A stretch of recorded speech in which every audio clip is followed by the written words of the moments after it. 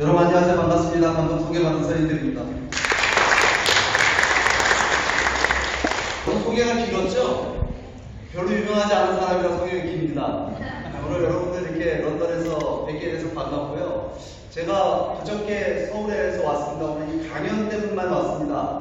지금 서울 시간 몇 시인 줄 아십니까? 딱 밤 12시입니다. 이제 밤 12시에 지금 강연을 처음 하게 생겼습니다. 그러니까 여러분 제가 혹시나 강의하다가 좋은 일이 있으면 좀 저를 좀 깨워주시기 부탁을 드리도록 하겠습니다. 제가 강연을 참 많이 합니다. 강연 많이 하다 보니까요, 제가 사람 보는 눈이 생겼어요. 여러분들, 청중들 보면요, 여러분들이 어떤 분들이 어떤 운명을 맞이할지를 제가 한눈에 알아볼 수 있는 아주 신비한 능력을 제가 갖고 있습니다. 무슨 얘기 드리려고 하냐면요, 강의 중에 스마트폰 보시는 분들 있잖아요. 스마트폰 보시는 분들이 대개가 부부 사이가 안 좋으시더라고요. 웃자고 한 얘기인데 안 웃으시네요. 네. 여러분, 이 스마트폰 얘기 제가 왜 말씀드리냐면, 오늘 제가 통일에 대한 강의하는 건데, 통일은 중요한 얘기입니까? 중요하지 않은 얘기입니까? 중요한 얘기입니다. 한편으로 보면 매우 심각한 얘기입니다. 그렇기 때문에 제가 오늘 강의하는데 스마트폰에서 소리가 난다든지 뭐 이렇게 되면은 안 되잖아요. 그러니까 이 스마트폰은 완전히 기절시켜가지고 죽여가지고 가방 속에 넣어주시기를 부탁을 드리도록 하겠습니다. 오늘 제가 강연할 강연의 제목은 한반도 통일의 역사적 기회와 포기한 드림이라는 주제의 강연입니다. 여러분, 통일 될 것 같습니까? 안 될 것 같습니까? 여기다 애국자 분들만 보이셨는데 될 것 같다고 요즘 사람들이 얘기 안 합니다. 통일이 되긴 뭐가 돼? 이 북한 체제 이거 3대 세습 독재 체제, 지구상 도대체 이런 놈의 체제가 어딨냐 이 말. 이런 나라하고 우리가 무슨 통일을 하겠느냐. 통일은 물 건너간다고 나를 생각을 합니다. 그렇지 않습니까? 이 북한이요, 또 핵무기까지 개발을 하고 그냥 한국에 연일 미사일 발사 실험하면서 한국하고 요즘 여러분 북한이 대화하고 있습니까? 안 하고 있습니까? 안 하고 있죠? 저 개성분단에 있던 남북연락사무소를 갖다 북한이 여러분 2019년도에 폭발시키는 거 보셨습니까? 그 뒤로 여러분 남북관계는 완전히 막혀버렸고요. 그러니까 지금처럼 여러분 남북관계가 여러분 이렇게 막혀본 적은 역사상 없습니다. 그야말로 칠흑과 같이 어두운 때가 찾아왔습니다. 그러니까 많은 사람들이 이제 통일은 물 건너갔다. 통일하지 말자라고 얘기를 합니다. 그런데 여러분, 어둠이 깊어지면 뭐가 찾아온다고 얘기하죠? 어둠이 깊어지면 새벽이 찾아온다 이렇게 말씀. 저는 오늘 이 시간에 어두침침한 얘기를 말씀드리려고 하는 것이 아니라 우리에게 통일의 기회가 왔다, 역사적인 기회가 왔다는 말씀을 드리려고 합니다. 여러분, 북한이 자기 체제를 유지하기 위해서 개발한 게 핵무기인데, 핵무기 때문에 지금 북한이 어떤 공격에 빠져 있냐면요, 국제사회로부터 완전히 고립돼서 지금 제재받고 있습니다. 누가 지금 북한을 제재하고 있죠? 유엔이 나서서 제재하고 있습니다. 유엔 안보리가 제재하고 있는데, 이 유엔 안보리의 북한 대북 제재, 북한에 대한 경제 제재가 얼마나 굉장히 강도가 센가라고 하는 거는요, 여러분 뭐 많은 내용이 있지만 한 가지만 말씀드릴게요. 여러분, 이 유엔 안보리 제재를 보게 되면 2017년에 발표된 2397호 유엔 안보리 제재를 보면요, 기름을 수입할 수 있는 거를 갖다가 제한을 걸어버렸습니다. 얼마 수입할 수 있는 줄 아십니까? 북한이 유엔 안보리 제재에서 50만 배럴을 1년에 수입할 수 있어요. 50만 배럴 그럼 여러분 얼마만큼은 기름인지 잘 모르시잖아요. 한국이 하루에 소비하는 기름 소비량이 얼마 되는 줄 아십니까? 대한민국이 하루에 소비하는 게 280만 배럴 소비하는 거예요. 그럼 여러분, 북한은 50만 배럴 수입해서 1년 365일 써야 되는 거예요. 여러분, 북한이라는 나라가 이런 제재받고 있는 건데, 이거 지금 북한에 영향을 줄까요, 안 줄까요? 북한에 영향을 주시오. 어마어마한 영향. 북한 경제는 완전히 끝났다라고 얘기해도 과언이 아닙니다. 중국이 대북제재에 동참하면 북이 시작됐어요. 그래서 지금 북한에 여러분 지금 얼마나 생품 가격이 비싼지, 북한 경제가 어려운지, 이건 여러분 상상이 가지가 않는 상황이 됐다라고 하는 겁니다. 북한 경제가 어렵다 보니까 북한 정권이 북한 주민들에 대한 배급을 중단했습니다. 배급 중단한 지가 몇 년 됐을까요, 여러분? 약 30년 가까이 됐습니다. 그러니까 북한 주민들이 어디 나가서 먹고 살고 있냐면 장마당 나가서 먹고 살고 있습니다. 장마당. 장마당은 뭐죠? 이거 시장 경제입니다. 시장 경제라고 하는 건 빈부격차를 만들어내죠. 잘 사는 사람과 못 사는 사람이 필연적으로 생길 수밖에 없습니다. 그러다 보니까 북한 안에 돈 번 사람들이 신흥부자들이 등장을 했는데, 북한의 그 신흥부자들을 뭐라고 부르냐면요, 돈주라고 부른다고 한답니다. 그 돈주들 중에는요, 지금 벌써 100억대 재산을 갖고 있는 부자들이 생겨난답니다. 이 돈주들은 지금 뭐라고 있냐면요, 이 부동산을 거래하고 있다는 건 부동산. 중국의 장마당은요 이제 부동산을 거래하는 시장으로 변하고 있는 겁니다. 이거는 여러분 북한 주민들의 생각을 바꿀까요? 바꾸지 않을까요? 바꿀 수밖에 없죠. 근데 거기다가 지금 북한이 지금 굉장히 여러분 어려움을 겪고 있는 게 또 한 가지 뭐가 있냐면 여러분 북한 체제가 지금까지 유지가 될 수 있었던 건 북한 주민들의 의식과 사상을 북한 정권이 지배할 수 있었기 때문입니다. 의식을 지배하고 통제할 수 있었기 때문에 그거 어떻게 가능했냐면 외부 정부가 북한 안에 들어오는 걸 유입하는 것을 차단할 수 있었기 때문에 북한 체제가 유지가 가능했던 겁니다. 그런데 여러분 북한 주민들이 지금 뭐 보고 있어요? 한국 드라마 영화 보고 있다는 얘기 들으셨죠? 한류가 북한 안에도 지금 보급이 됐다라고 하는데 북한 주민들 중에 그러면 한국 드라마 영화를 몇 퍼센트나 봤을 것 같아요? 80% 가까이 봤답니다. 통일 발표. 여러분 한국 드라마 재밌어요? 재미없어요? 재밌죠? 여러분 한국 드라마 안 본 사람도 있습니다. 안 본 사람도 있지만 한국 드라마는 한 번만 본 사람이 있을까요? 없을까요? 일요일 보면 첫 회를 보면 마지막 회까지 봐야 되는 게 한국 드라마의 아주 중독성 높은 특성입니다. 그러니까 북한 주민들이 한국 드라마에 빠져 있다 보니까 한국의 외부 세계에 대해서 북한 주민들이 눈을 뜨기 시작을 했다라고 하는 겁니다. 이거는 북한 주민들의 생각과 사상에 변화를 줄까요? 안 줄까요? 변화를 주게 되겠죠. 그러니까 여러분 지금 북한 안에는 어떤 세대들이 등장을 했냐면 장마당 세대가 등장을 했답니다. 여러분 우리나라는 MZ세대 그래요. MZ, 밀레니엄 뭐 그래가지고 MZ세대라고 얘기합니다. 북한은요 MZ세대예요. 마켓 제너레이션. 그러니까 장마당에 성장하면서 한국 드라마를 보고 성장한 세대들인데 그럼 장마당 세대는 몇 년도 생부터 장마당 세대라고 얘기하느냐? 80년대 중반에 태어난 아이부터 장마당 세대입니다. 여러분 80년대 중반에 태어났으면 지금 몇 살이에요? 나이가 40살인 거죠, 그렇죠? 그럼 여러분 북한이라는 나라는 100세 인생 사는 나라입니까, 북한이? 여러분 평균 수명이 60밖에 안 되는 나라입니다, 북한이라는 나라는. 그러니까 북한 내부에 있잖아요. 장마당 세대가 지금 북한의 주류 세대로다가 지금 자리 잡아나가고 있는 것이 지금 북한 사회 현상입니다. 그러니까 이 장마당 세대라고 하는 건 북한 체제의 위협을 줄까요, 안 줄까요? 북한 체제의 위협을 줍니다.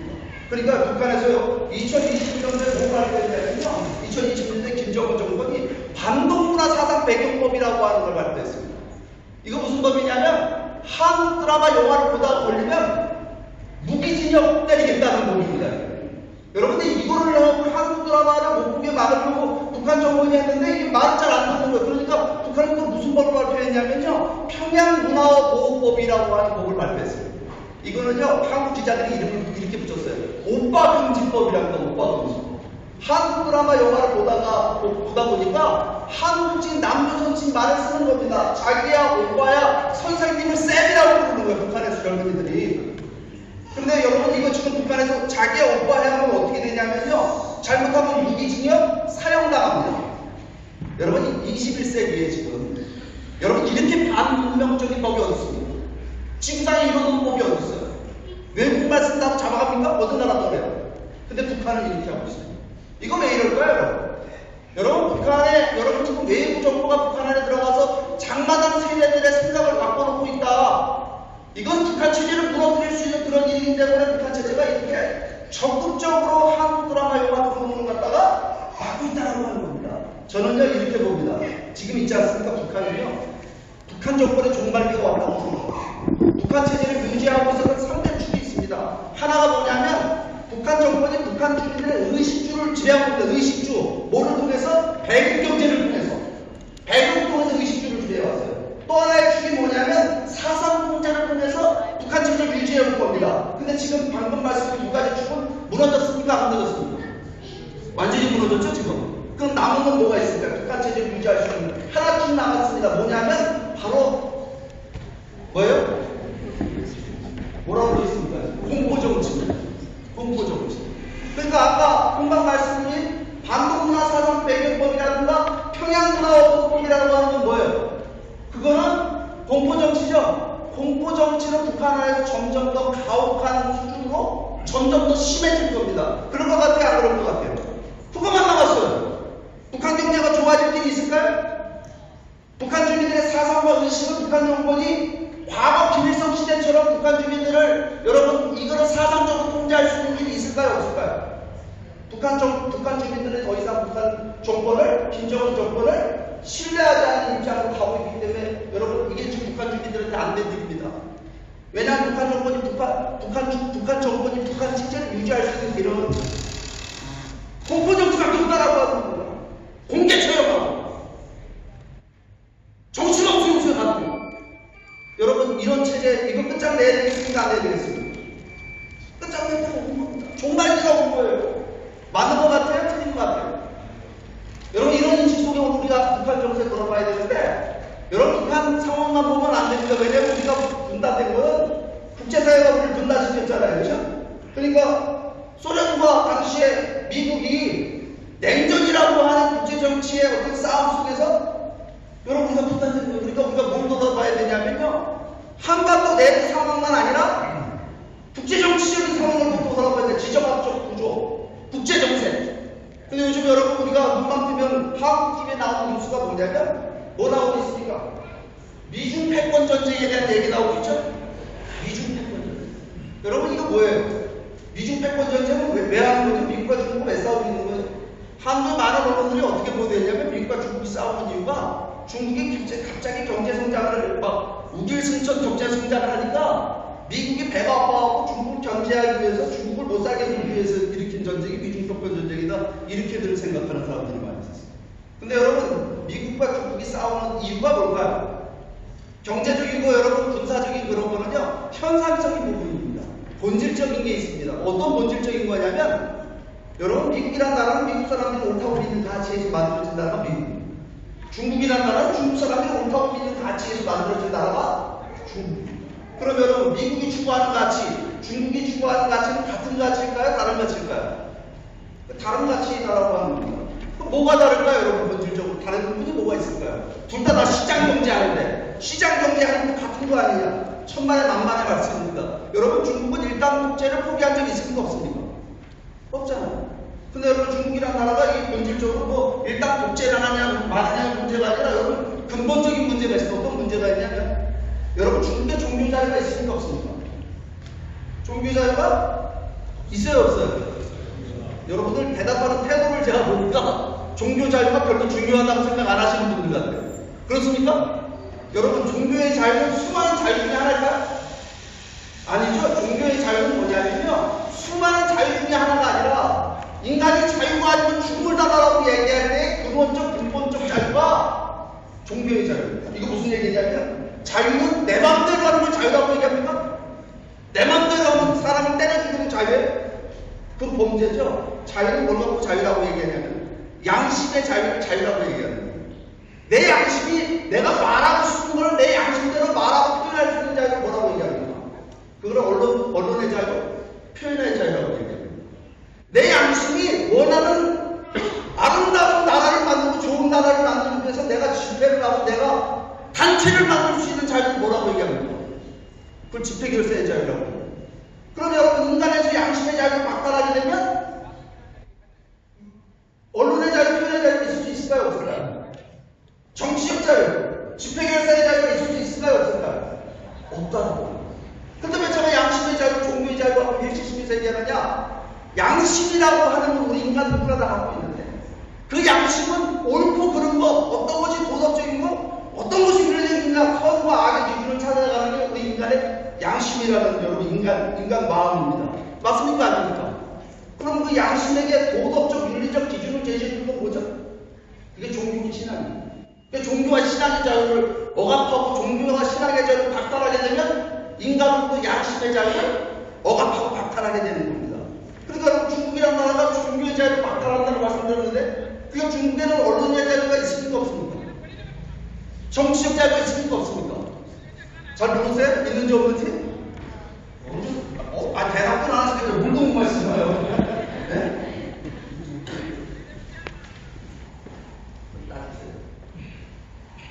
있습니까? 없습니까? 그럼 여러분 이거는 중국이 종교의 자유, 지금 정치적 인간의 양심의 자유를 보장하는 저거는 중국 내부의 문제일까요? 아니면 이건 우리에게 위협이 되는 문제일까요? 우리가 관계 있는 문제일까요?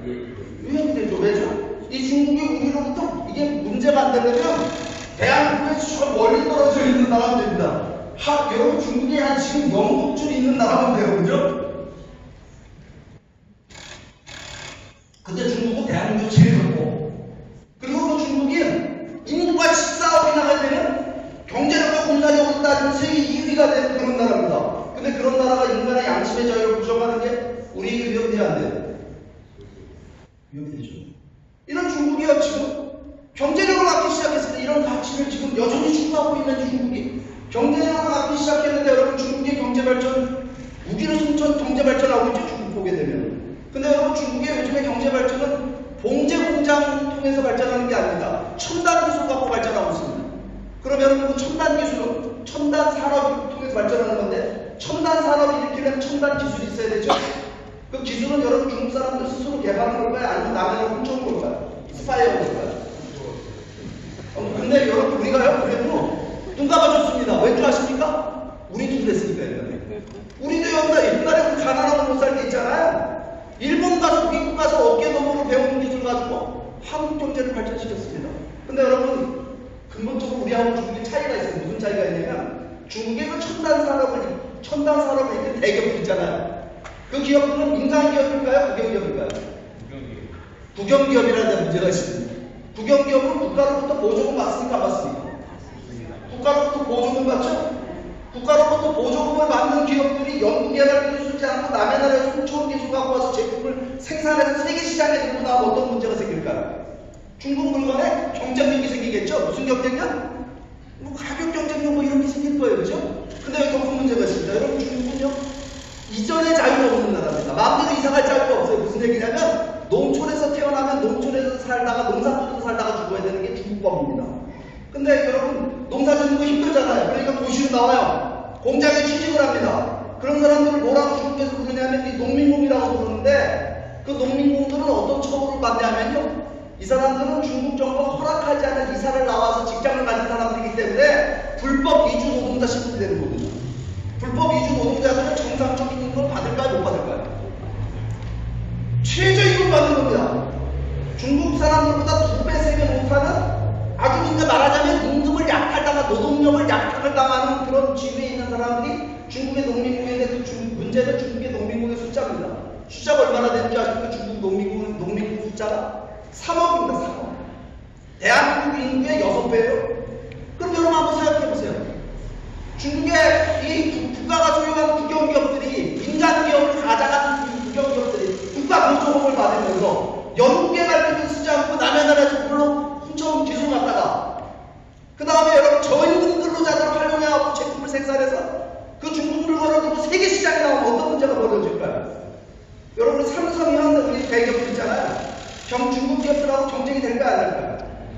중국 기업들은 경쟁이 안 되죠. 과거에는 괜찮았어요. 왜? 기술 격차가 있었으니까. 우리 삼성도 우리 대기업들이 기술 격차가 있었고 중국에 비해서. 근데 지금도 그럴까요? 여러분 중국 기술이요. 첨단 기술이 한국을 추월한 게 많습니다. 지금. 그러니까 이거는 지금 문제가 됩니까? 안 됩니까? 그럼에도 불구하고 우리가 중국 문제 좀 눈 감아주자고 생각했어요. 왜 그러냐면 그 나라 어떤 나라든지 여러분 그 나라가 민주화가 되고 그 나라가 자유롭고 개방된 나라가 되기 위해서는 일정 수준의 경제 성장을 해야만 된다고 생각을 했기 때문에 그렇습니다. 그러니까 중국이 잘 사는 나라가 되게 되면 중국이 자유롭고 개방되고 민주화된 나라가 될 거라고 생각했습니다. 근데 여러분 지금 중국이 잘 사는 나라가 됐잖아요.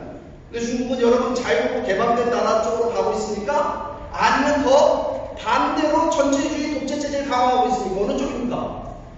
여러분 중국의 첨단 기술 가지고 뭐라고 했냐면 AI니 무슨 안면인식 기술이니 빅데이터니 이런 기술 가지고요 14억 중국인들을 감시하고 통제하는데 이 첨단 기술을 활용합니다.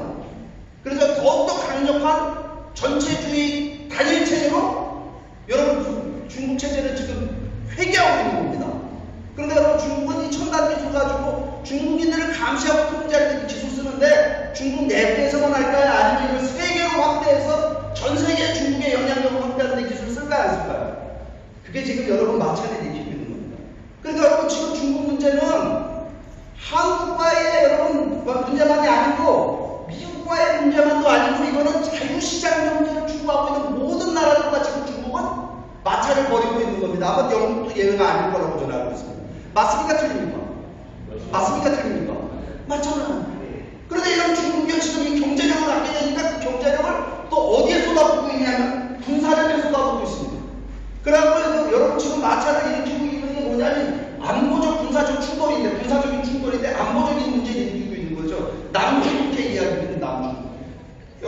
중국이 자기 바다라고 주장하는데 저 빨간 선 지나가는 거 있죠? 저 안을 남중국해라고 중국은 주장하고 있는 거예요. 저게 왜 남중국해냐? 저 안에 이 공간을 쳐주는 섬들 있죠? 저게 중국령 섬이라는 겁니다. 자기 나라 섬이라는 거예요. 근데 중국 본토에서 굉장히 멀리 떨어져 있습니다. 근데 이 선이 지나가는데 보면 이 선이 어떻게 지나가요? 대만은 홍채비 안에 들어가 있고 베트남하고 필리핀의 해안선은 거기서 치고 지나갑니다. 중국이 자기 바다라고 주장하는 거 저기까지가. 근데 저 섬들은요 사람 사는 섬이 하나도 없습니다. 저거는요 암초예요, 암초. 저 암초에다가 콘크리트 때려놓고 인공섬 만들어놓고 여기서부터 우리 바다라고 여기를 지금 주장하고 있는 거예요. 그러면 여러분 이 중국하고 지금 중국이 저렇게 주장하고 나오고 있는데 여기 베트남이나 필리핀이나 이 남중국해 연안에 있는 국가들은 중국하고 싸울 힘이 있을까요, 없을까요? 싸우면 이거 여러분 미국이 손대잖아요. 이 남중국해 누구 받아들일 것 같아요? 누구 받아들일 것 같아요? 중국 받아들일. 근데 여러분 이거 남중국해 문제로 끝나는 것이 아니라 중국이 남중국해를 먹는다는 의미는 태평양이 중국 바다가 되는 거예요. 심각한 문제 아니에요, 지금. 여러분 이게 지금 안보적인 차원에서의 문제를 일으키고 있는 거예요. 그러니까 중국이 지금 힘을 갖다 보니까 중국의 태도가 옛날하고 완전히 달라졌습니다. 여러분 홍콩 원래 누구 땅이었어요? 원래 중국 땅인데 원래 누가 병수는 건 누가 없어졌습니까? 영국이 여러분 사람은 영국이 이걸 돌려줬어요. 왜 돌려줬습니까? 홍콩을 왜 반환했을까요? 홍콩을 반환한 이유는 홍콩을 반환하던 시점에 홍콩 하나의 그 도시의 경제 사이즈하고 중국 전체의 경제 사이즈하고 어디가 더 컸을까요? 홍콩이 97년에 홍콩을 반환할 때 중국 전체의 경제 사이즈보다 홍콩이 더 컸습니다. 이거 반환한 이유는 영국이 왜 했냐? 자유세계가 이걸 왜 중국에 줬냐면 이 홍콩의 경제력이 힘들어갖고 중국이 빠르게 경제 성장을 해서 중국이 홍콩처럼 자유롭고 개방된 나라가 되라고 이 홍콩을 중국에 돌려준 겁니다. 근데 여러분 지금 어떻게 되고 있어요? 홍콩 주민들이 민주화를 요구하는 시위를 하니까 홍콩 보안법이라고 하는 걸 발표를 했습니다. 2021년도에. 여러분 홍콩 보안법이 발표된 지 지금 불과 4년 지났는데 지금 어떤 일이 지금 벌어지고 있냐면요. 홍콩에는 홍콩 보안법 때도 하게 되면은 지금 이 보안법이 발표된 이후에 중국 정부를 비판하는 언론기관 있죠? 다 문 닫았습니다. 언론기관은 없습니다. 지금 중국에는. 홍콩에는. 또 지금 이 홍콩에는요. 시진핑 중국 공산당을 반대하는 야당도 다 간판 내리고 문 닫았습니다. 한데 여러분 홍콩이라는 곳은 아시아 태평양 지역에서 가장 자유롭고 개방된 도시였습니다. 지금은요. 중국의 하나의 도시가 되어버렸습니다. 여기에 여러분 투자한 외국 기업들은 여러분 손해를 볼까요, 안 볼까요?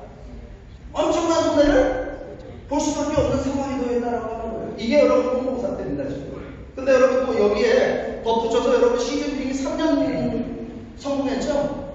그 전에 종신제 주석실에 올랐습니다, 이 사람이. 그러니까 이 시진핑이 여러분 대통령 다시 3년이 되자마자 전당대회에 나와서 뭘 선언했냐면 이제 우리가 대만을 흡수해갖고 통일해갖고 하나의 차이나, 하나의 중국을 실현하겠다. 근데 무력을 써서라도 대만을 복속시키겠다고 발표했습니다. 여러분 이건 시진핑 중국 정부의 블러핑, 허풍일까요? 아니면 진짜 그런 생각이 있을까요? 여러분 해마다 중국은 홍콩을 복속시키기 위한 군사훈련을 전면적으로 이거를 갖다가 공습하기 위한 군사훈련을요 1년에 50회 이상 하고 있습니다. 그러니까 이거는 여러분 그냥 허풍이 아닙니다. 중국이 지금 이럴 수 있는 건 왜 그러냐면 과거에 중국은 미국이라든가 국제사회의 눈치를 엄청나게 봤습니다. 왜? 경제성장이 여러분이 서양 국가들이 여러분 도와주지 않으면 안 되기 때문에. 근데 지금은요 중국이 그 눈치를 안 보고 시작했습니다. 중국의 태도가 완전히 변했다는 사실입니다. 이거 여러분 한반도 지정에게 영향을 줄까요, 안 줄까 이런 부분들 준다 이 말입니다. 이런 상황이 지금 벌어지다 보니까 미국과 중국이랑 이 패권 싸움이 시작된 겁니다. 이 트럼프라는 대통령이 요번에 총 맞고 살아난 대통령 있지. 이 대통령이 대통령 되자마자 그때부터 미중 패권 전쟁이라는 얘기가 듣기 시작했습니다. 우리는 미국하고도 잘 지내려고 하고 중국하고 잘 지내려고 했어요. 그렇잖아요, 그죠? 미국하고 안보하고 중국하고 경제하고. 근데 여러분 지금은요 이 트럼프가 들어서 그 뒤보다 중국을 조지기 시작했습니다. 관세를 조지고 그 다음에 뭘로 했어요? 환율 조작으로 중국을 지정을 해버려요. 그리고 아니 거시 경제적 차원에서 중국을 포위하고 압박을 했는데 그뿐만 아니라 군사적으로도 중국을 포위하기 시작했어요. 그러잖아요. 중국을 포위하는데 무슨 요즘에 그 한국의 무슨 인도 태평양 전략이니 하면서 쿼드니 오커스니 하는 그 동맹 체제 있잖아요. 중국을 모조리 포위하게 한 미국의 군사전략. 그럼 여러분 한번 생각해 보세요. 지금 이 싸움이 벌어지고 있는데 미국과 중국의 싸움은 누가 이길 것 같습니까? 누가 이길 것 같아요? 대답도 잘 안 하시네. 대답도 안 그러세요. 누가 잡아갑니까? 누가 이길 것 같아요? 미국이 이길 것 같습니까? 여러분 미국과 중국의 경제적인 힘을 보게 되면 미국이 중국에 비해서 경제력이 어마어마하게 큽니다. 근데 그뿐만 아니라 군사력을 보세요. 군사적인 힘. 어느 쪽이 더 셉니까? 1대1로부터도 미국이 훨씬 더 센데 미국은 있고 중국이 없는 게 있습니다. 뭐가 있냐면 미국은 동맹국가들이 있습니다. 세계 잘 사는 나라, 이 영국 같은 나라, 나토, 유럽에 있는 모든 국가들, 선진 국가들은 다 누구 편이에요, 모조리. 일본, 한국, 호주, 누구 다 누구 편입니까? 다 미국 동맹국가입니다. 근데 중국의 동맹국가가 있습니까, 없습니까? 북한? 러시아? 여러분 생각해보세요. 이게 게임이 안 됩니다. 그러니까 여러분 누가 이길 것 같아요? 이렇게 제가 말씀을 힌트를 다 드리는데 누가 이길 것 같아요? 근데 여러분들이 대답을 안 하는 거 보니까 여러분들이 굉장히 IQ가 좋으신 분들입니다. 왜 그러냐면 여러분 깡패하고 태권도 8단하고 싸우면 누가 이겨요? 태권도 8단하고 깡패하고 싸우면 누가 이겨요? 깡패가 이겨요? 싸워봐야 합니다. 그러니까 미국과 중국은요 싸워봐야 해요. 무슨 얘기냐면 여러분 미국은 약점이 있습니다. 뭐냐면 4년마다 선거하는 나라, 대통령이 바뀌는 나라입니다. 그죠? 미국은 분열된 나라예요. 근데 중국은요 일당 복제하는 나라잖아요. 지금 1인 복제하는 나라예요. 그러니까 이거 보게 되면 누가 이기느냐라고 하는 거는 우리가 보면 지켜봐야 되는데 여러분 미국과 중국이 싸우면 누가 이기는 것이 한반도가 통일을 실현하는 데 도움이 될까요? 누가 이기는 것이? 이건 여러분들이 팀이 하려다 보면 제가 사상 검증을 좀 해봐야 되거든요. 누가 이겨야 돼요? 여러분 미국이 이겨야 된다라고 대답하는 여러분들이 지혜로운 왜 그렇죠? 여러분과 통일을 통해서 실현하고자 하는 나라는 종교의 자유, 인간의 양심의 자유를 부정하는 중국 같은 나라가 좀 될까요? 안 될까요? 여러분 미국도 문제 많은 나라입니다. 미국도 문제 많은 나라인데 여러분 근본적인 비전 문제, 가치 문제를 중심으로 놓고 봤을 때 한국이 통일을 실현하는데 통일한 만의 미래는 중국 같은 나라가 되서는 안 된다라고 생각합니다. 맞는 것 같아요? 틀린 것 같아요? 맞는 것 같은 박수 한번 쳐주세요.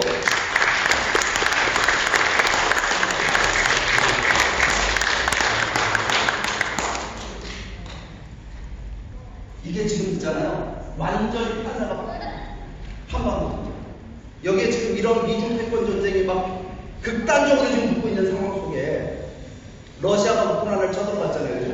러시아가 우크라이나를 쳐들어갔을 때 여러분 이게 언제죠? 2022년. 불과 2년 반 전인데 이걸 푸틴이 뭐라고 이름을 붙였냐면 특수군사작전이라고 얘기했습니다. 특수군사작전이라고 왜 이름을 줬냐면 3일 내지는 일주일 만에 집어먹겠다고 들어간 겁니다. 맞아요? 틀려요? 그잖아요. 그 세계 수많은 무슨 군사 전문가들이 뭐라고 나와서 떠들었냐면 이거 일주일이면 끝난다고 보는 거예요. 근데 지금 2년 반째 지금 전쟁하고 있죠. 누가 이기는 것 같습니까? 지금 저게? 누가 이기는 것 같아요? 누가 이긴다고는 아직 얘기 못하지만 러시아가 죽쓰고 있는 건 맞죠? 러시아 왜 죽쓰고 있냐면요. 우크라이나 대통령 젤렌스키라는 대통령이 있잖아요. 이 사람이 우크라이나 국민들을 하나로 묶어갖고 결사항전을 하도록 만들었습니다. 그 결사항전을 해갖고 하게 되니까 시간을 버는 겁니다. 시간을 벌게 되니까 어떻게 됐냐면 이건 더 이상 러시아 대 우크라이나 전쟁이 아니라 러시아 대 전체 서방 국가들의 전쟁이 되버렸죠. 미국하고 유럽이 전부 나토가 지금 어디 지원하고 있어요? 우크라이나 지원하고 있잖아요. 그러니까 이 러시아 대 전체 서방 세계 전쟁, 천당국이 지원하고 군사원 조하고 있잖아요. 그러니까 지금 러시아가 우크라이나 쳐들어갔다가 발목이 지금 잡힌 상황이 됐습니까? 안 됐습니까? 그러니까 여러분 한국에서 젤렌스키를 뭐라고 부르는 줄 아세요? 네. 젤렌스키를 뭐라고 부르는 줄 아세요? 한국에서는 잘난 새끼라고 부르는 줄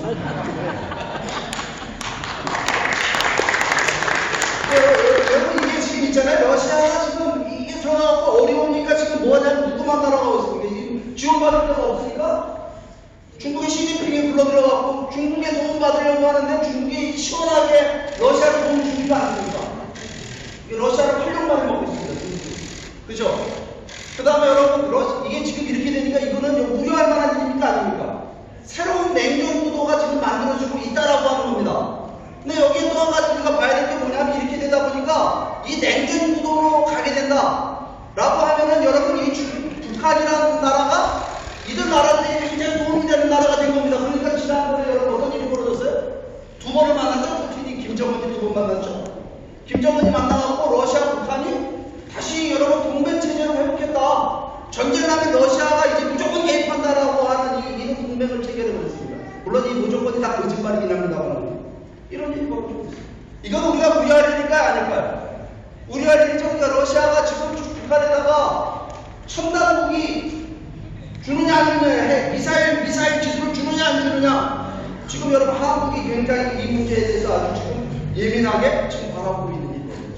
근데 제가 이 말씀 왜 드리냐면 지금요 한반도 지정학이라고 하는 건 위기가 왔다 이렇게 말씀드릴 수가 있습니다. 왜냐하면 지금 이 북한이라는 체제가 지금 어떻게 하고 있어요? 새로운 러시아나 중국의 편을 놓고 하나의 동맹 체제를 만들려고 하는 하나의 그런 입장에 있다라고 하는 것, 이건 우리가 우려해야 돼요. 근데 여러분 또 한편으로 보면 기회도 왔다 이렇게 말씀드릴 수가 있습니다. 이게 왜 기회일까요? 여러분 미국과 중국의 싸움이 어느 쪽이 이기고 있어요 지금? 중국 경제가 지금 얼마나 어려운지 아십니까 여러분? 중국 경제는 지금 완전히 지금 여러분 이제 폭발 직전입니다. 여러분들보다 제가 중국 쪽에 가까이 살고 있잖아요. 지금. 중국은요 지금 미국의 저 제재 압박 때문에 완전히 지금 부동산 시장부터 완전히 지금 폭락의 길을 갈 수 있는 그런 순간에 와 있습니다. 국가 디폴트까지 갈 수 있는. 근데 여러분 지금 러시아 우크라이나 쳐들어갔잖아요. 이제 러시아 우크라이나 전쟁을 보자고요. 러시아 우크라이나 들어가서 지금 2년반째 전쟁하고 있는데 전쟁은 돈 많이 듭니까? 안 됩니까?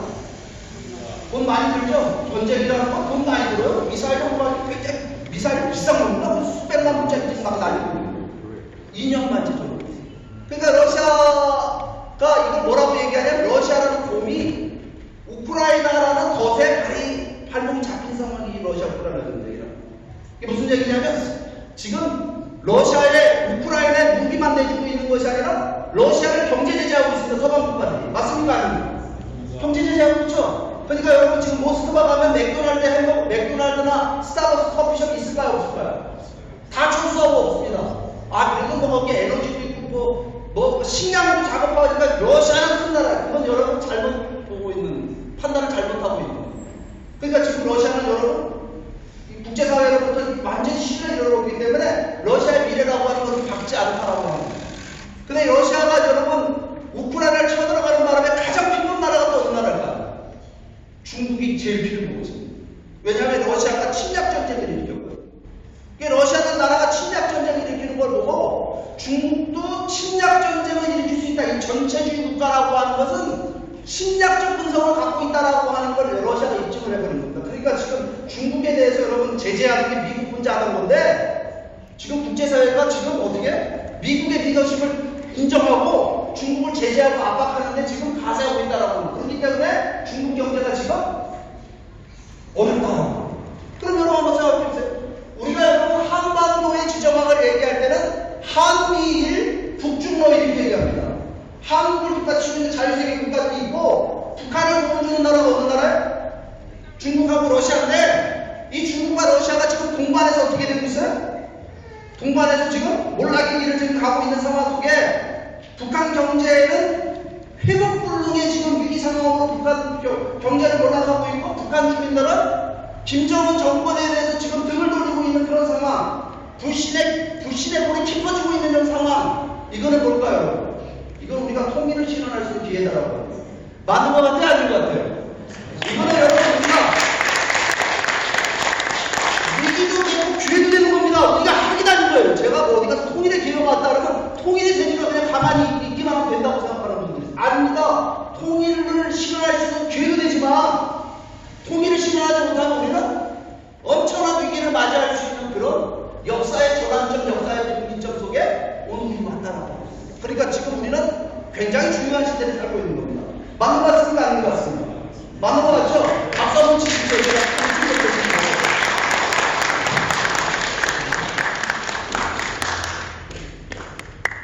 여러분, 그러면 우리는 뭘 해야 될까요? 제가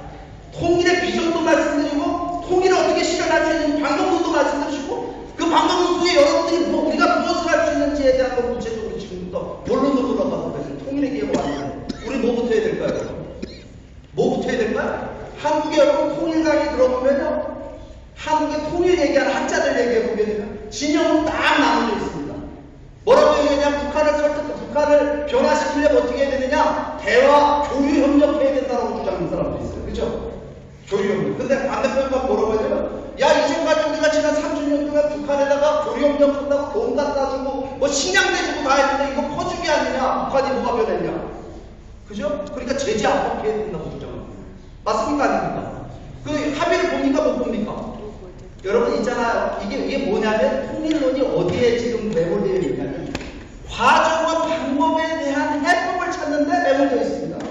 그런데 여러분 과정과 방법에 대한 얘기를 하기 전에 우리가 뭐부터 해야 되냐면요, 통일을 통해서 어떤 나라를 실현할 것이냐라고 하는 통일 한반도 비전을 먼저 합의하고 그 비전을 실현하기 위한 방법론을 찾는 것이 순서가 맞지 않을까요? 그잖아요. 제가 여기 영국 런던을 오는데 목적지를 정했으니까 여기 비행기 타고 올지 배를 타고 올지 수단을 정하는 거잖아요. 근데 여러분 한국 사회는요 지금 뭐가 결여되어 있냐면 통일을 통해서 어떤 나라를 실현할 것이냐 비전과 목표에 대한 합의가 없는 나라라고 합니다. 그 비전은 중요할까요? 중요하지 않을까요? 통일의 문제에서 비전은 중요하지 않아요. 역사적 선례가 있어요. 여러분 통일을 통해서 가장 대박을 친 나라가 어떤 나라일까요? 가장 성공한 나라가 통일을 통해서 독일보다 더 성공한 나라가 있습니다. 어느 나라냐면 미국이라는 나라가 있습니다. 미국이 원래 하나 된 나라 아니었어요? 미국은 원래 하나의 나라였어요? 미국은 세계 각국의 이민자들이 들어와서 만든 나라잖아요. 미국 민족이 있어요, 없어요?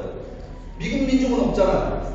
그러니까 이민자들이 모여서 만든 나라라고 하는 건 뭐냐면 미국에 가면 인종도 다르고 민족도 다르고 종교도 다르고 언어도 다르고 모든 것이 다 다른 사람들이 모여서 하나의 통일된 국가를 실현했을 뿐만 아니라 세계 초강대국을 만들었습니다. 그러면 미국은 뭘 중심 삼고 여러분 미국은 하나된 나라 통일된 나라를 실현했을까요? 미국은요 비전을 중심으로 하나된 나라. 그러면 뭐 그 미국을 통일시킨 그 비전은 뭐였을까요? 그 언제 만들어졌을까요? 그거는요 여러분 영국으로도 독립할 때 독립전쟁을 통해서 만들어져요.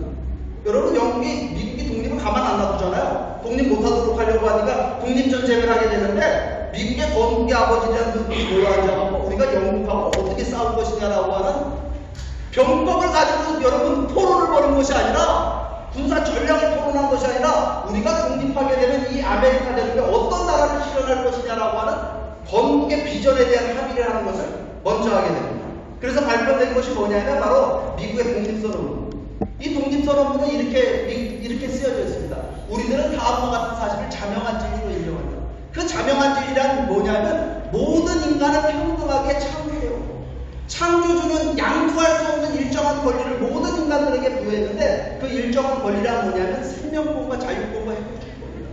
이와 같은 천부적인 창조주가 부여한 천부적인 자유와 인권을 보장하기 위해서 인간들에서 정부가 구성되게 되는데 만약에 그 정부가 개인의 존엄한 자유와 인권을 침해하고 해치게 되면 그 정부를 타도하고 해체하고 새로운 정부를 수립할 수 있는 권리가 우리 국민들에게 있다 이렇게 얘기합니다. 여러분 이 얘기 들을 때 어떤 생각 드세요? 이거 이상하게 들려요? 매우 자연스럽게 들려요? 매우 자연스럽게 들리죠? 왜냐하면 오늘 우리가 누리고 살고 있는 자유민주주의의 근본 가치를 지금 설명하고 있기, 근본 원칙을 설명하고 있기 때문에 그렇습니다. 근데 여러분, 미국이라는 나라가 등장할 때 이게 뭐냐면, 독립선언문이 쓰여졌던 1776년으로 돌아갔을 때, 그때도 여러분, 모든 인간은 평등하게 창조됐다는 말이, 이게 여러분, 상식적인 얘기였을까요? 아니죠? 미국은 영국의 식민지였잖아요. 영국 당시 사회는 어떤 사회였습니까? 영국의 왕이 있었잖아요. 그죠? 왕 밑에 뭐가 있어요? 귀족 있죠? 귀족 밑에 뭐가 있습니까? 평민 있죠? 평민 밑에 뭐가 있습니까? 천민이 있습니다. 이거 무슨 얘기냐면 군주제, 공권제, 신분제 국가였다라고 하는 겁니다. 그러니까 모든 인간은 평등하게 창조된 것이 아니라 모든 인간은 서로 다른 신분과 계급과 권리를 갖고 태어났다라고 하는 겁니다. 맞습니까? 틀립니까? 그러니까 이런 세계에서 영국만 그런 거 아니라 유럽 전체가 그랬죠. 그죠? 한국은요, 우리 조선시대잖아요. 1776년. 1776년에 조선의 왕은 누구였을까요? 정조임금입니다. 정조임금. 우리가 정조임금은 여러분 조선시대 왕 중에 세종 다음에 정조를 쳐줍니다. 맞습니까? 아닙니까? 정조임금 앞에 갔고요. 조선의 어떤 선비가 저라 모든 인간은 평등하게 창조되었습니다. 이런 거 어떻게 됐을 것 같아요? 이런 말이 어떻게 됐을 것 같아요? 그죠? 망나니 칼에 그냥 뭐가 날아가는 거죠. 이건 그러니까 무슨 얘기냐면 모든 인간은 평등하게 창조됐다는 말이 여러분들 지금 그냥 무섭게 여러분 여기서 상식적으로 들릴지 모르지만 20대 들어가면 이거는 매우 혁명적인 사상, 급진주의 정치 철학이었다 이 말입니다. 그러면 미국이라는 나라가 이런 모든 인간은 평등하게 창조된다는 건국의 이상을 중심으로 미국이라는 나라가 탄생되자마자 이 정신이 실현된 나라가 됐을까요? 안 됐을까요? 안 됐죠? 왜 안 됐을까요? 흑인 노예 제도가 있었던 나라입니다. 미국은 흑인들은 모든 인간이 포함됐어요? 안 됐어요? 안 됐잖아요. 그러니까 여러분 이 흑인 노예 제도를 없애겠다고 어떤 분이 등장을 했죠? 미국에? 에브라임 링컨이라는 분이 등장을 해서 흑인 노예 제도를 없애려고 하는데 미국 사람들이 이거 찬성했어요? 반대했어요? 반대하는데 누가 반대하냐면 극심하게 반대하는 사람은 대형 농장주들입니다. 농장을 크게 갖고 있는 사람들이 흑인들을 노예로부터 여러분 해방시키고 나면 누가 농사 짓느냐 이래갖고 여러분 무슨 일이 벌어지냐면 특히 저 남부지방에 있던 여러분 농장주들이 단합을 해갖고 남아메리카 공화국을 만들어갖고 미 연방이 둘로 깨져서 남북으로 분단된 국가가 됩니다. 남북으로 분열되는 거예요. 그래갖고 여러분 링컨 대통령이 선전포고를 하고 일으킨 전쟁이 바로 남북전쟁. 1861년부터 65년 5년 동안 전쟁을 치르는데 여러분 미국의 남북전쟁은 말랑말랑한 전쟁이었을까요? 치열한 전쟁이었을까요? 이건 치열한 전쟁이었어요. 65만 명이 죽었어요. 흑인 노예 300만 명 해방시키는데 65만 명이 목숨을 잃은 겁니다. 그러니까 여러분 여기서 가장 많은 사람이 죽은 전투 현장이 어디냐면 게티스버그 전투였습니다. 게티스버그에서 5만 명의 사상자가 나옵니다. 그곳에 링컨 대통령이 가서 뭐라 하냐면 이 전몰 장병들을 위한 공동묘지를 만듭니다. 게티스버그 언덕에. 그 공동묘지에 와가지고 여기서 뭐라 하냐면 추모사를 했는데 그 추모사가 그 유명한 링컨의 게티스버그 연설입니다. 이 게티스버그 연설문이 앞에 있잖아요. 뭐라고 되어 있습니까? 여든하고 일곱회전에 우리 선조들은 자유 속에 있는 나라, 모든 인간이 평등하게 창조되었다라고 하는 신념에 받쳐진 믿음에 받쳐진 새로운 나라를 이 대륙에 나왔습니다. 그 이유 뭐라고 얘기하냐면요. 그런데 오늘 우리는 시험을 치르고 있다. 어떤 시험을 치르고 있느냐? 이 신념을 지키느냐, 오래도록 지키느냐, 지키지 못하느냐에 우리는 내전을 치르고 있다 이 말입니다. 그런데 여기에 말하는 분이 이 신념을 지키기 위해서 목숨을 걸기 때문에 이 땅을 우리들이 모여서 이 땅을 봉헌하기 위해서 이 자리에 모였는데 살아있는 우리들에게는 이 땅을 봉헌하거나 신성하게 할 수 있는 자격도 능력도 없다라고 하는 겁니다. 그럼 살아남은 우리들이 해야 될 일은 뭐냐? 신의 가호 아래 새로운 자유를 탄생시키며 국민을 위한 국민에 의한 국민의 정부가 영원히 지구상에서 사라지지 않게 하는 것이 살아남은 우리들이 해야 될 책무다 이렇게 얘기합니다. 박수 한번 쳐주자고 합니다. 여러분이 여러분이 자유민주주의 체제를 누리고 살아가는 사람들이 가장 귀하고 소중하게 여기에 인류 역사에 중요한 두 가지 문서를 얘기한다는 미국의 국립선 연구가 바로 게티스버그 연설입니다. 여러분 세계사를 봤는데 여러분 이 게티스버그 연설을 중심으로 해서 미국의 노예 해방 정신이라고 하는 건 뭐냐면 모든 인간을 평등하게 창조되었다라고 하는 건국의 이상을 실현한다는 그 정신을 중심으로 흑인 노예 제도를 여러분 없애게 됩니다. 그러니까 여러분 보세요. 이거 어려운 일이었죠. 미국이 분열되고 갈라질 수 있었는데 뭘 중심으로 미국이 다시 하나가 되느냐 바로 미국의 건국의 이상을 중심으로 다시 하나가. 근데 흑인 노예 제도는 없앴어요. 어렵게 이렇게. 근데 흑인 노예 제도는 없앴는데 흑인들을 차별하는 법과 제도가 그대로 남아있는 겁니다. 어떻게 미국이 살았냐면요. 노예 해방 전쟁이 끝났는데도 불구하고 흑인들 가는 학교 따로 있고 백인 가는 학교 따로 있어요. 흑인들 가는 식당 따로 있고 백인 가는 식당 따로 있고 흑인 가는 화장실 따로 있고 백인 가는 화장실 따로 있고 버스를 타면 앞자리에 백인들이 하고 뒷자리에 흑인들이 앉아요. 언제까지 미국이 이러고 산지 아십니까? 1960년대까지 이러고 삽니다. 미국의 흑백차별법에 의해서. 그러니까 이 흑백차별법을 없애고 흑인들의 민권을 신장하자라고 흑인 민권운동이 벌어지게 되는데 그분이 앞장섰던 분이 누구냐? 바로 흑인 목사님 마틴 루터 주니어 목사입니다. 잘 알고 계시죠? 흑인 목사님. 1923년에 이분이 기가 막힌 연설합니다. 하이라이트입니다. 마틴 루터 목사의 문권운동에 링컨 기념관 앞에서 연설입니다. I have a dream이라고 하는 역사적인 연설입니다. 나에게는 꿈이 있습니다. 언젠가는 이 나라가 일어나 모든 인간이 평등하게 창조되었다라고 하는 신념을 진실을 우리는 사명으로 유지한다라는 꿈이 나에게 있습니다라는 연설이에요. 이 연설이요 미국인들의 양심으로 움직입니다. 미국인들의 영혼으로 움직입니다. 그래서 미국 안에 흑인들을 차별하는 법과 제도가 마틴 루터 킹 목사의 민권 운동을 통해서 완전히 없어지게 돼요. 그런 계기를 만들었다라고 하는 겁니다. 그러니까 마틴 루터 킹 목사도 박수 한번 쳐주자고요. 그런데 여기서 우리가 중요하게 알아야 될 건 뭐냐 하면 미국이 갈라지고 분열할 수 있었던 미국입니다. 왜? 미국이란 나라는 여러분 인종이 같거나 민족이 같거나 언어가 같거나 같은 것이 하나도 없는 사람들이 모여서 살던 나라인데 이 갈등을 극복하고 미국이 분열을 극복하고 하나의 나라가 될 수 있었던 거 그건 뭐냐면 뭐 때문에 가능하냐면 바로 건국의 이상 때문에 가능한 겁니다. 그 건국 정신은 뭐냐면 모든 인간은 평등하게 창조됐다는 그런 나라를 이 아메리카 대륙이 이루겠다라고 하는 거. 그건 미국 사람들은 뭐라고 얘기하냐면 아메리칸 드림이라고 얘기해요. 아메리칸 드림. 이 아메리칸 드림이 여러분 미국의 흑백 갈등, 인종 간의 갈등을 극복한 것만이 아닙니다.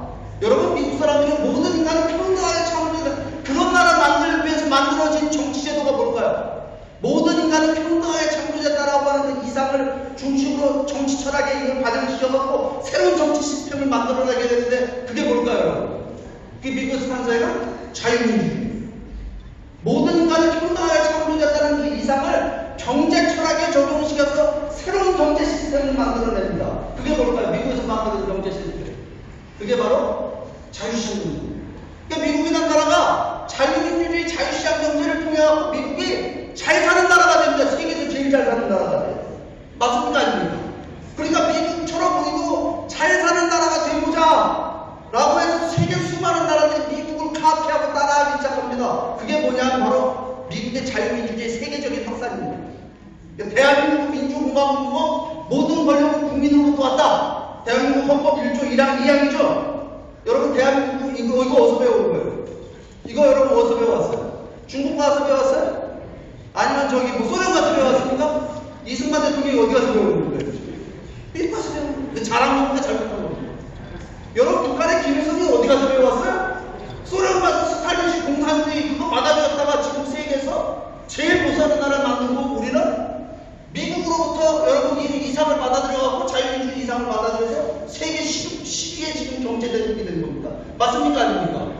그러니까 여러분 미국 사람들은 이 아메리칸 드림이라는 것이 미국의 건국의 이상인데 이걸 한마디로 뭐라고 얘기했냐면요. 원네이션 언더 갓 이렇게 얘기해요. 원네이션 언더 갓. 하나님 안에 하나의 나라. 야 이거 무슨 민주주의 국가라다 이거.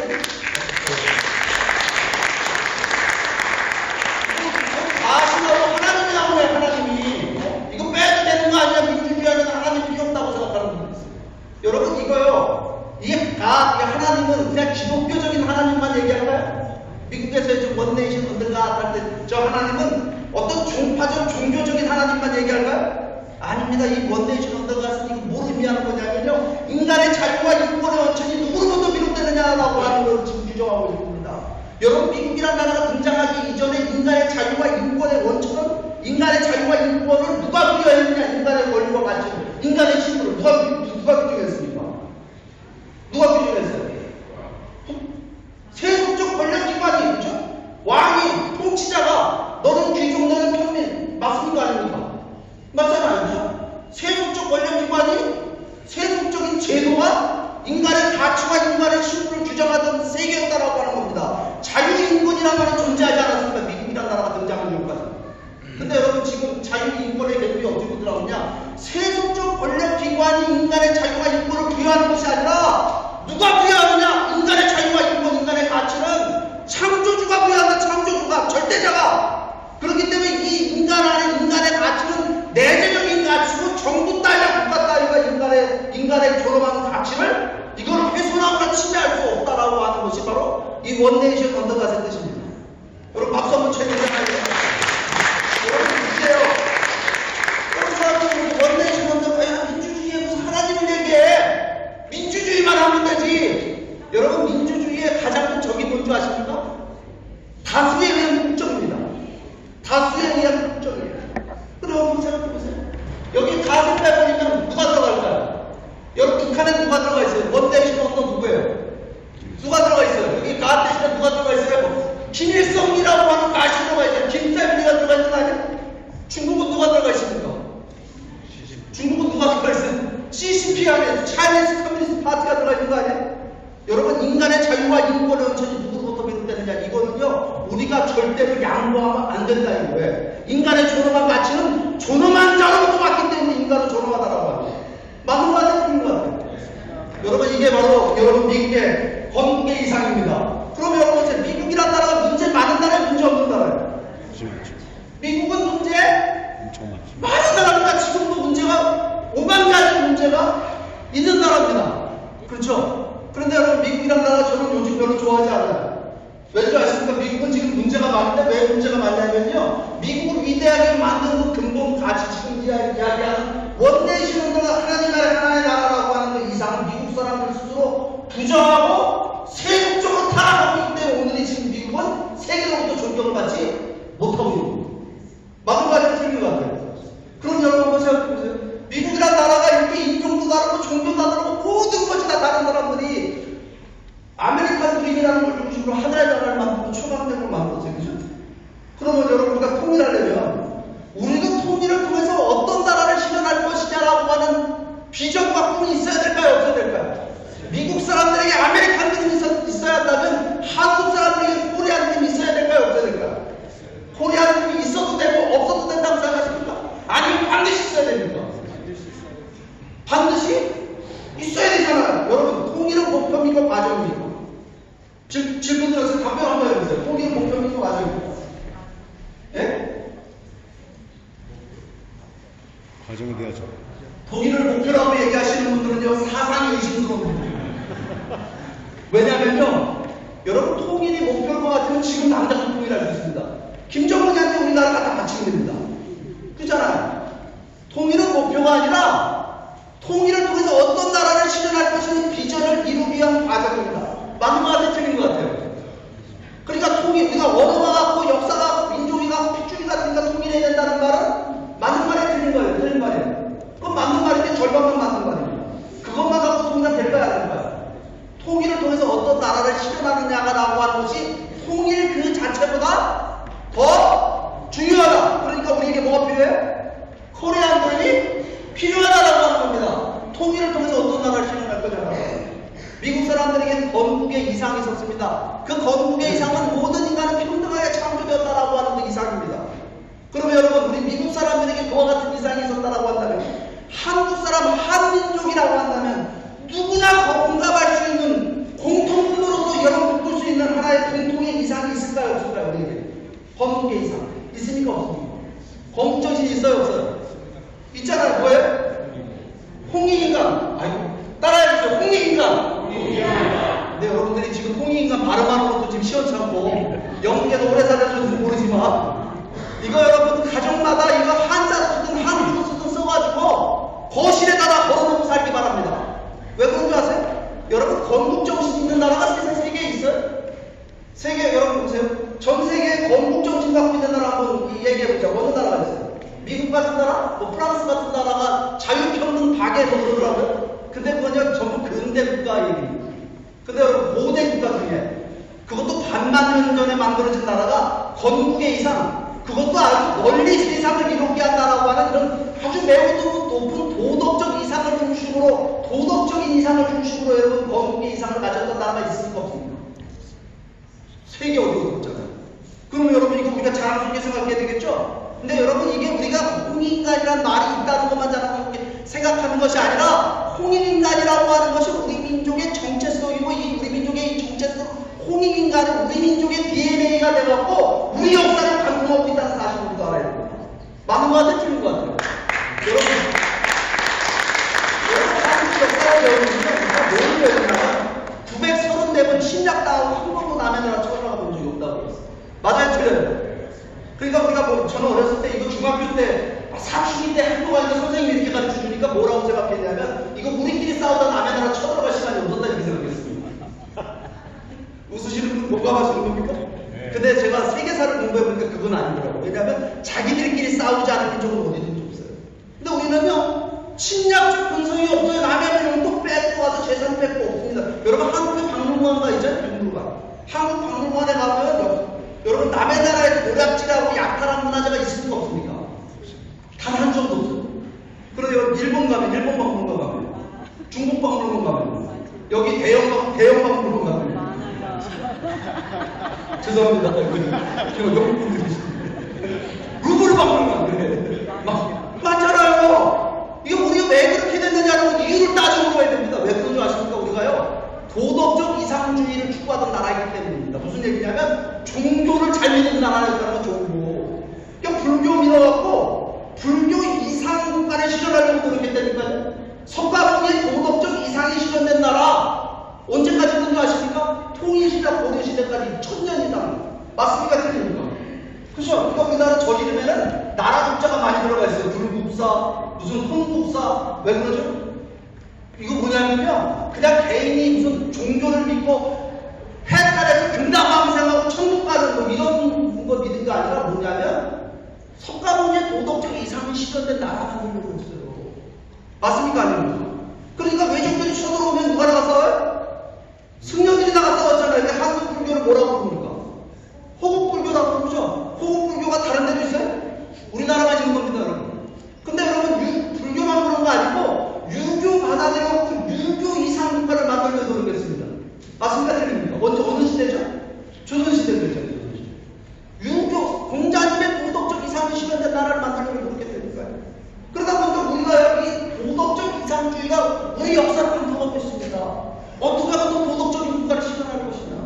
여러분 지금 현대적 관점에서 보게 되면 조선시대나 고려시대나 문제가 있지만 그 시대에 가장 앞서 있는 도덕적 이상, 종교 이상을 받아들여서 우리 법을 만들어서 실현하려고 노력해요. 여러분 무슨 줄 아십니까? 대가족문은 어때요? 대가족문. 여기 와서 여러분 여기 지금 영국 와서 우리 타지 와서 보니까 한국 문화의 특징이 뭐냐? 이거 어떻게 규정합니까?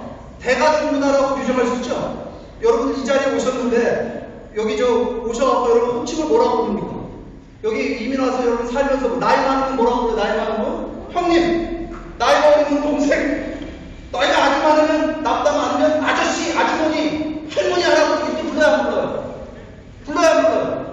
그거는 그런 호칭도 여기 영국 사람들은 그런 호칭 부릅니까? 그렇게 합니까? 우리만 그러고 앉아있죠? 여기 소주 한잔 마시려고 그 다음에 혼동생 다 하잖아요, 여러분들. 이거 뭐냐면 한국 문화는 어떻게 만들어지냐면 대가족 문화, 이거 성씨를 중심으로 집성초를 중심으로 한국 문화가 만들어져 있습니다.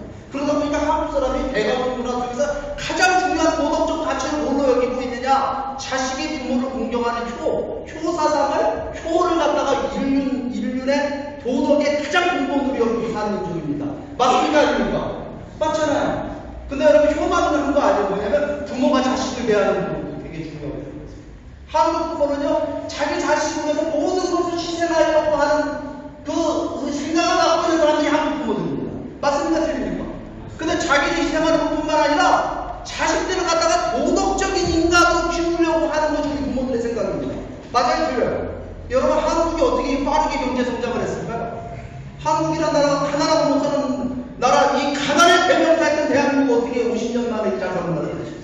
뭐 박정희 대통령 정치자에서 뭐 맞습니다. 그것도 맞는데 제가 볼 때 그것만 하고 해석이 안 됩니다. 한국 부모들의 뜨거운 교육열 때문에 대한민국 잘 사는 나라가 된 겁니다. 대학을 보내기 위해서 그러잖아요. 소 팔고 돈 팔고. 그러니까 대학을 사과탑이라고 안 하고 뭐라고 얘기합니까? 우골탑. 여러분 그런 부모들의 정신 때문에 대한민국이 잘 사는 나라가 된 겁니다. 이게 어디서부터 온 정신이냐면 바로 이 대가족 문화로부터 온 정신이라는 사실 우리들이 알아야 합니다. 맞는 것 같아요? 틀린 것 같아요? 그러니까 여러분 이거 뭐냐면 제가 한국 설명하고 설명할 게 많은데 이 시간에 이거 설명하다 보면 여러분들 보고 그렇잖아요. 너무 길잖아요. 그렇죠? 근데 여러분들이 저보다 더 전문가일 겁니다. 그러니까 이게 무슨 얘기냐면 한국 역사를 보게 되면 남다른 면이 있다 이런 겁니다. 특성이 있다는 거예요. 그 특성이 뭐냐면 한국인을 지배하고 있는 한국 사람들의 내면을 지배하고 있는 공통의 영적인 이상, 정신적 이상이 있다라고 하는 겁니다. 그 정신적 이상이 한국의 역사를 만들고 한국인들의 문화를 만들고 한국인들의 성격을 만들었다. 그러면 여러분 한국인의 역사와 문화와 성격을 만든 그 공통의 이상은 뭘까요? 그게 바로 홍익인가요? 맞는 것 같아요? 틀린 것 같아요? 맞는 것 같아요? 박수 좀 칩시다. 홍익인이라는 이상은 우리의 DNA가 돼서 우리 역사를 이렇게 전개했다라고 이게 옛날 얘기만 하면 됩니까? 이렇게 말씀드리는데요. 현대 사회도 그 증거가 있습니다. 여러분 그러니까 3.1운동이 일으켰었죠? 일제시대 때 독립운동. 여러분 한국의 독립운동이 여러분 이 3.1운동이 출발입니다. 3.1운동이 일어났을 때 이 3.1운동이 뭐였습니까? 비폭력 저항운동이었죠. 비폭력 저항 운동. 여러분 우리가 비폭력 저항 운동 그러면 인도의 간디를 알아주는데 인도의 간디보다 우리 게 빠릅니다. 맞습니다, 틀립니다. 우리 거 보고 맡긴 거예요, 인도에서. 맞는 거 아니 실제로 없습니다. 다시 봅니다. 그리고 이 비폭력 저항 운동이라고 하는 3.1 운동의 정치가 어디서 나왔을까요? 여러분 이 기민공주선언문 여러분 학교 다닐 때 외우셨죠? 그죠? 모든 건 자해가 조선인의 독립국가, 조선인의 자주민임을 선언한 거라 이래. 그죠? 그 연세 드신 분들 다 외우셨죠 이거예요. 이거 보면 여러분 우리가 독립을 해야 되는 이유가 뭐냐? 일본에 대한 미국과 증오의 필요는 있습니까 없습니까? 단 한 번도 없어요. 우리가 독립을 해야 되는 이유가 뭐냐? 인류 평등의 대의를 실현하고 세계 평화를 실현하기 위해서 독립을 해야 된다는 거예요. 여러분 이런 독립선언을 갖고 있는 나라가 있을까요? 이런 위대한 독립선언을 갖고 있는 나라가 있을까요? 여러분 우리가 독립해야 되는 이유가 우리만을 위한 것이 아니라 인류 평등의 대의를 실현하고 세계 평화를 실현한다. 이거 무슨 정신입니까? 이거는 홍익인간 정신 맞습니까? 아닙니까? 홍익인간 정신입니다. 근데 이거 한국 사람들이요 들풀처럼 얼마나 대단한 운동을 있는지 모릅니다. 3.1운동 전개도 한번 보세요.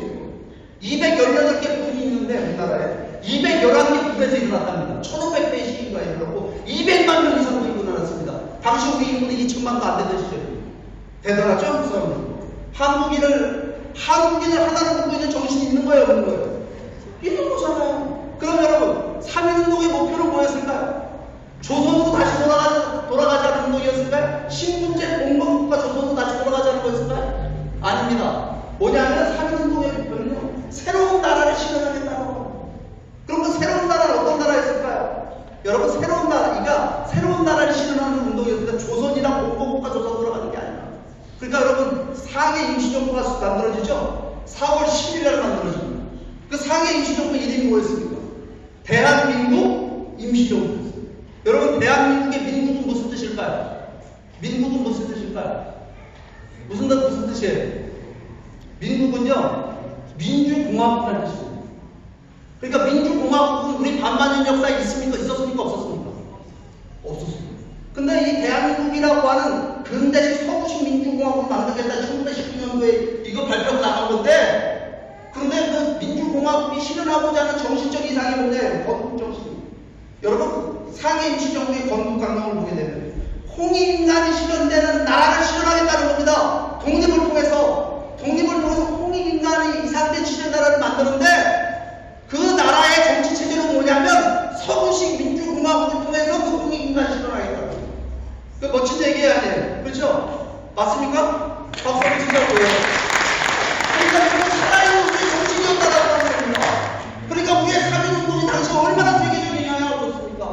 인도의 간디의 비폭력 저항 운동에 영향을 줘서 영국으로도 인도가 독립하도록 만들고, 그 이후에 여러분 인도의 독립이라고 하는 건 모든 제3세계 독립국가들의 독립을 가지고는 여러분 촉발이 되게 되는 사건이 되게 됐고, 우리의 3.1운동의 그 도덕적 권위를 앞장세워 그 다음에 묘비명에서 뭐라고 쓸 거예요? 난 통일운동 하다가 이 시대에 북한 정부를 해방하고 새로운 통일한국을 실현하기 위해서 내가 인생을 살았다. 이런 글귀를 한 구절은 남겨놓고 가야 되지 않겠습니까? 그래서 여러분 모두가 이 운동에 동참해 주시기를 바라면서 제 모든 강의를 마치도록 하겠습니다. 경청해주셔서